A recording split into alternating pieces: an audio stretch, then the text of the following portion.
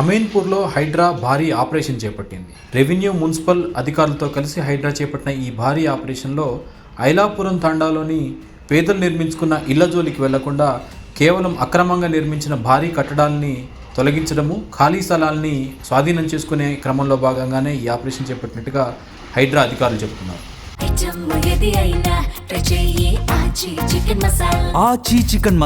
Court stay order ఉన్నప్పటికీ కూడా ముకీం, అతని సోదరుడు అజీం ఇద్దరు కూడా నిర్మించిన ఈ భారీ అక్రమ కట్టడాల్ని తొలగించేందుకు హైడ్రా అధికారులు ఇప్పటికే పనులు ప్రారంభించారు. ఐలాపురంలో మొత్తం 1263 ఎకరాల ప్రభుత్వ భూమి ఉంది.